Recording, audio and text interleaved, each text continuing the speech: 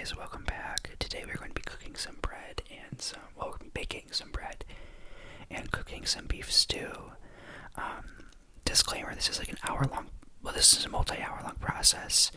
So currently what I'm doing is I just poured some warm water into a bowl and I am now about to add some yeast, some dry active yeast to that water. As you can see here, I am using just dry active yeast. You can also use instant yeast, but it's going to change the process a little bit. But yeah, I kind of alternate between the two when I bake. Next, you're just going to add like a little pinch of sugar to that mixture and mix it. And you're just going to set that aside for like 10 minutes. But yeah, this recipe I used to make a lot when I was in college. It's just something where it's pretty easy. It takes a while, but it's something where you can make a lot of it. And you're kind of set for a couple days, which is nice. Next, you're going to add your flour to a bowl. I think I had like 4.5 cups. And then you're going to add some sugar. I don't remember the exact amount. I'll try to post the recipe in the description. But it's pretty easy to make. And then you're going to add some salt. This called for a tablespoon. I probably gave a little bit more than a tablespoon, but the bread turned out really well. I know I live in the United States, so obviously everything here is going to be using like the United States customary measurements in Fahrenheit, and I don't know what those units are in Celsius or the metric system. I did at one point, but if you don't use it, you lose it. Next, we're going to make after whisking everything together, you're going to make a small indentation in your flour mixture. And you're going to crack 2 eggs in there, and you're also going to add an egg yolk. So these eggs, they are farm fresh. They're from my grandfather's farm.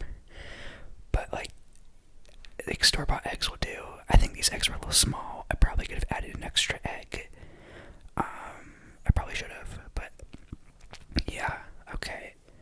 So next, you're going to add about 1/4 cup of oil, any neutral oil. I use olive oil just because it's what we have, and I like the way the olive oil kind of makes the bread taste. But yeah, guys, you're going to use that. Okay, so you're going to use that. Once you've poured in your oil, you're then going to start mixing everything together with a whisk or a wooden spoon. And I'm kind of realizing now how strangely I kind of hold some of these utensils, and I'm like kind of self-conscious about that. I don't know. But you're just gonna mix everything together until it's this egg mixture. I think the formal term for this is called like an egg slurry or something. I don't really remember. Another disclaimer, I'm completely self-taught. Like I've never went to culinary school or something. Like this is just something that I've always found cooking and baking to be really relaxing for me. And it's always been something like I'm not an expert at it, but I enjoy cooking. It's fun. It's kind of nice just to follow a recipe. So if you see me doing something wrong or like my technique looks weird, that's why. I'm aware of it. But yeah, cooking for me is just a great way to relieve stress. It's just fun too. Okay, next you're going to add that yeast mixture, that yeast water and sugar mixture back into the bowl. And you are going to start mixing together slowly, but also kind of aggressively. You're going to mix everything together to form like a shaggy looking dough. It's kind of hard to get everything to mix together. In a perfect world, I would be able to do this in like a stand mixer, but I don't have a stand mixer, and I probably could have used like a handheld mixer for this part, but you're supposed to use dough hooks, and I don't have dough hooks. Well, I have dough hooks, but I put them away in storage in my basement with all my other stuff from my college apartment after I graduated. So they're just all kind of sitting there, waiting for me to take them to where I move to next. But yeah, you're just going to mix everything together, and it's going to slowly start to clump together into a ball like that. But you're not done.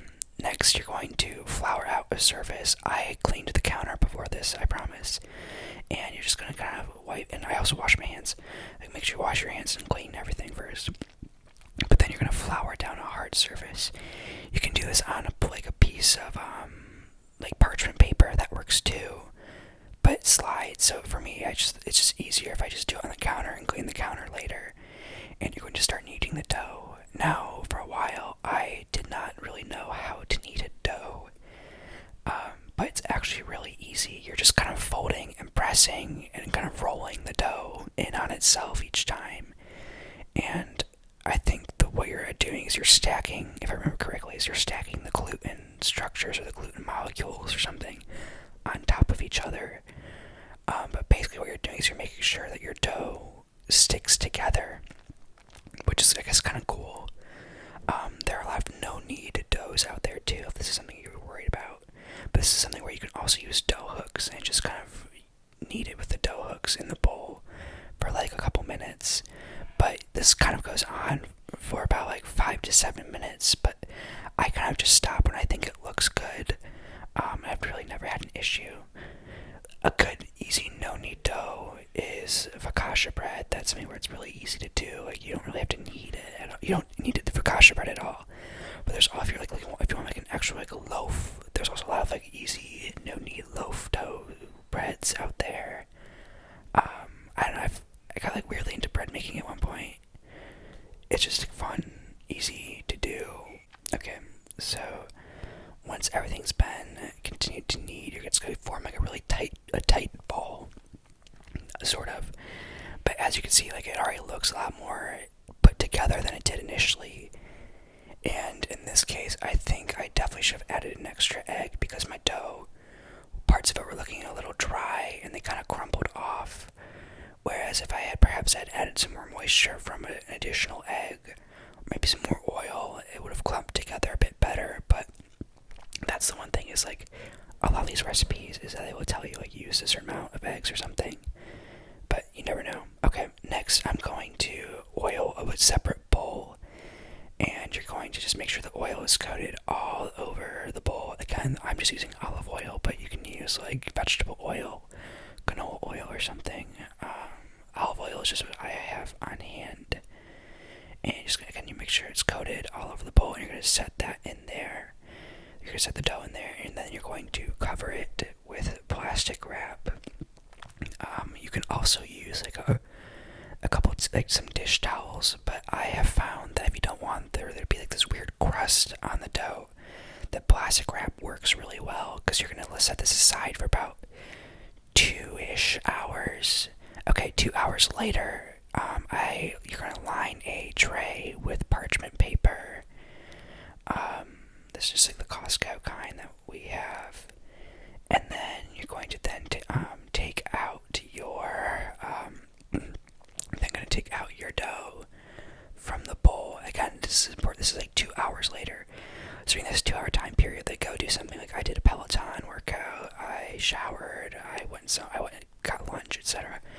And you're going to cut each piece, you're going to cut the dough into thirds, and you're going to start stretching the third out into a long rope. So you're going to have 3 ropes. You can also do like a 6 braided one, but I don't know how to do that. I can barely braid 3 braid one. So yeah. Okay. Next, you are going to take, once you have all your strands together, so you can make as many strands as you want, but I typically do about 3, just because that's what's easiest for me. And then I kind of go back through and inspect each strand. If there's a part that seems like a strand seems a little weak in one area, I'll kind of add to it, if that makes sense. Okay, now you're going to braid. This is something I always struggle with. I know, like, braiding in itself is not that hard, but for some reason, every time I go to do this, I always forget how. So you're going to see me play around these braids like so many times, trying to make sure it looks right, or it looks like how I think it should look. But honestly, it doesn't really matter as long as it looks presentable and if it's kind of together, because it's all going to fuse together in the oven. Yeah, and then again, like, still not done with this step at all. So once everything's been braided, it basically like creates a cool shape. There are a lot of different recipes out there, and that they like give different ways of braiding, and you can get like really creative and do some really cool designs with it. But again, I can barely manage the 3-strand braid. Like, how am I going to be expected to do like a 6 or an 18-inch, not 18-inch, 6 or 18 strand braid? Like, that's impressive, but that is just not my skill set. But yeah, so I just wanted to show you the braid from that side, and then typically what I'll do is I will also go back and rebraid the other end, or I'll try to, just to make it look a little bit more presentable on the other side as well, but sometimes make it look worse. But yeah, okay, so that's the finished braid. Okay, so you're gonna set that aside, and next you're going to start on the beef stew. So I'm adding some flour and mixing some pepper. One thing I wanted to note on this is that obviously again I wash my hands, but also I doubled the recipe here. So everything you see me do is gonna be twice as much as what I'm supposed to be doing. But that was intentional, and you'll later see that I had to switch to a different size container. Okay, so you're going to coat every piece of the stewing meat. So this in case beef, it just I think it's a chuck roast that's been cut up, and you're going to take that and you're going to roll it in the flour, and then you're going to kind of brown each side. You're gonna do this in batches, so until it's kind of like looks brown every part. And they're gonna take some red wine. So I'm using Bonanza. It's a cap that my dad had and said I could use. Usually do 1 cup, but because I am doubling it, I'm doing 2 cups. And then you're also going to add some red wine vinegar to that. And this is going to be like a really kind of like acidic mixture, because there's going to be a bunch of this, you'll see in a second, there's going to be all this brown stuff in the pan that's left over. That brown stuff, it adds flavor, and there's some specific term for it, but I have no idea what it's called. But basically what you're doing is just basically making sure that this kind of comes off. So you're going to pour that into your pot. I spilled it a little bit, whoops, so don't do that. And then take a spoon, you're going to scrape the bottom of the pot, scrape out all the brown bits. And then while that's kind of doing its thing, you're also going to pour out your beef broth. So in this case, it's typically about 3.5 cups, but I am adding 7 because again, I'm doubling it, which is kind of cool. Well, it's not really cool. And then you're just gonna pour it in there and add the beef and add some bay leaves and let that sit for like a good. You bring that to a boil and then cover it, and then you kind of let that sit for a good like 90 minutes while you prepare your vegetables and do everything else. In this case, you add carrots, onions, and potatoes. And in case you're curious what I was listening to, this is what I was listening to, Lana Del Rey. And then once that, you can wash your hands again. And then I'm taking egg white from the other egg that you used earlier, and you're going to whisk it. For some reason, I am whisking it really aggressively. But you're basically just trying to create an egg wash of some spills. Don't worry, it's literally just egg white and water. It cleans up super easily. And if there's more on your thing, like, it's not going to damage it at all. Or it's not going to make the bread taste weird. But this just adds like a nice finish to it. It makes it brown up really nice and look really pretty. Okay, and then you're going to take like some sort of brush, or you can use like a spoon too, and you're just going to get that all, you're going to try to coat the bread all over. And once that's coated with the egg white, it's going to make it just really, it's going to add like a really nice finishing touch. Like, you would thank yourself later for doing this step, even if it seems kind of random or strange. But you're just going to go ahead and you're going to paint that on. Again, super easy. It's kind of fun almost. It's like you're just trying to coat everything. It's kind of satisfying. There we go. We just got the part that I was watching to make sure we got. But you just want to make sure that gets in all the crevices and everything, because that's also just going to further bind the bread together, because this has been sitting out for some time, rising. You typically want the bread to typically do 2 to 3 rises. I think this case this one has 2, maybe 3. I think this one was just 2.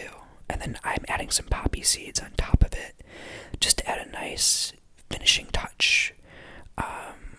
I usually don't add poppy seeds, but this is my first time doing it. But honestly, it was a good touch. Would recommend. I had never done that before.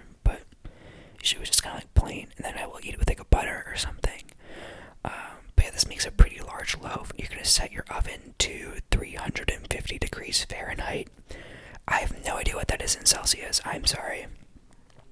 Again, if your poppy seeds don't stick, you can just kind of add more egg white, and you're gonna put that in the oven for about like 35 minutes, 30-ish minutes, and then once your beef is stewed, this is where I switch over to a different container. You're gonna add your vegetables. See, in this case, I switched to a different container. Our bread is ready. You're gonna let that simmer for another 30 minutes,